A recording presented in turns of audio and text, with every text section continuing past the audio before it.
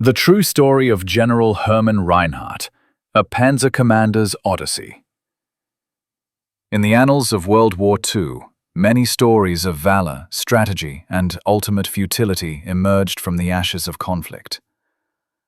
Among these tales is that of General Hermann Reinhardt, a German panzer commander who, despite his loyalty and strategic brilliance, found himself ensnared in the tragic arc of the Third Reich's ambitious but doomed campaign on the Eastern Front. Early life and military ascent. Hermann Reinhardt was born in 1896 in the small town of Ulm, nestled in the verdant hills of southern Germany. From an early age, Reinhardt exhibited a keen interest in military strategy, a passion that would shape his life. He attended the Prussian Military Academy, where his analytical mind and leadership skills quickly distinguished him as a promising officer. By the time the Nazi regime rose to power, Reinhardt had already become a well-respected figure within the Wehrmacht.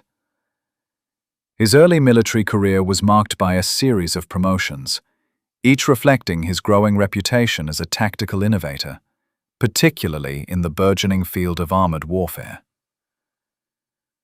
Operation Barbarossa. In June 1941, as the world held its breath, Adolf Hitler launched Operation Barbarossa, the grand and audacious invasion of the Soviet Union. Reinhardt, by then a major general, was appointed to lead the 3rd Panzer Army, a pivotal component of Army Group Center, tasked with driving deep into Soviet territory. The initial phase of Barbarossa was a testament to Reinhardt's strategic acumen. His tanks rolled across the vast expanses of eastern Poland and into the Soviet Union, with a speed and ferocity that left the Red Army reeling. Utilizing Blitzkrieg tactics, Reinhardt orchestrated a series of encirclements, capturing thousands of Soviet troops and vast quantities of materiel. Despite the early successes, Reinhardt harbored growing concerns about the campaign's sustainability. The deeper his forces pressed into Soviet territory, the more he recognized the logistical nightmare they faced. Supply lines stretched perilously thin. The Wehrmacht was ill-prepared for the vast distances and the onset of the brutal Russian winter. The Battle of Smolensk. The capture of Smolensk in July 1941 was a critical juncture in the campaign. Reinhardt's 3rd Panzer Army played a significant role in this battle, encircling and capturing over 300,000 Soviet soldiers. The victory, however, came at a cost. The fierce Soviet resistance and the harsh environment began to sap the strength of the German forces. Reinhardt's strategic mind was evident in his ability to adapt to rapidly changing battlefield conditions. He advocated for a more flexible approach, urging his superiors to consolidate gains rather than pressing deeper into hostile territory. Yet his recommendations often fell on deaf ears, overshadowed by Hitler's unyielding belief in a swift victory. Growing doubts and the turning tide. As the campaign progressed, Reinhardt's doubts about Hitler's leadership grew. The Führer's refusal to heed the advice of his generals, coupled with his micromanagement, frustrated many within the German high command. Reinhardt was particularly troubled by the ideological underpinnings of the invasion. Recognizing that the brutal treatment of Soviet civilians and POWs only strengthened the enemy's resolve. By the winter of 1941, the tide began to turn. The Soviet counter-offensive, buoyed by fresh reserves and a tenacity born of desperation, pushed the German forces back from the gates of Moscow. Reinhardt's strategic prowess was tested as never before, as he orchestrated a fighting withdrawal, skillfully managing to extricate his forces from potentially catastrophic encirclement.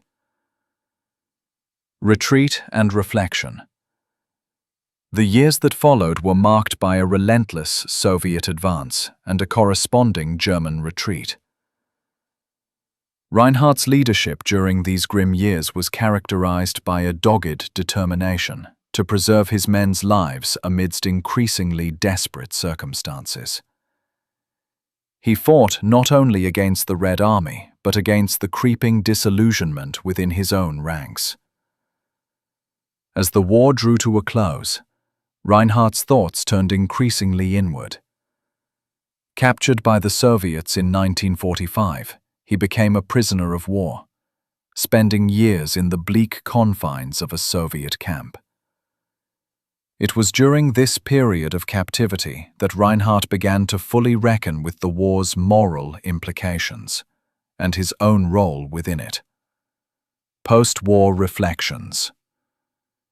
In the solitude of imprisonment, Reinhardt penned his reflections on the war.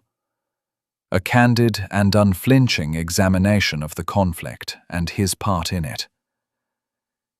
He expressed regret for the suffering inflicted across Europe and lamented the lost opportunities for peace. Reinhardt's writings revealed a man grappling with the weight of history, haunted by the destruction wrought by a war he had once believed in, but had come to see as a catastrophic folly. Reinhardt's reflections were eventually published, providing a sobering insight into the mind of a man who had stood at the forefront of one of history's most devastating conflicts. His accounts serve as both a testament to the complexities of human nature and a cautionary tale about the perils of blind allegiance to ideology. Legacy. General Hermann Reinhardt's story is one of brilliance, doubt, and redemption. His strategic mind and leadership on the battlefield were undeniable. Yet his ultimate legacy is shaped by his post-war reflections, which offer a poignant reminder of the human cost of war. As history continues to scrutinize the events of World War II, Reinhardt's journey from a loyal commander to a reflective critic of the regime he served provides valuable lessons for future generations. In the final analysis, Reinhardt's life encapsulates the paradox of a soldier caught between duty and conscience. A man whose strategic genius was matched only by his capacity for introspection and regret. His story, like so many from that era, is a testament to the enduring complexities of war and the indelible impact it leaves on those who live through it.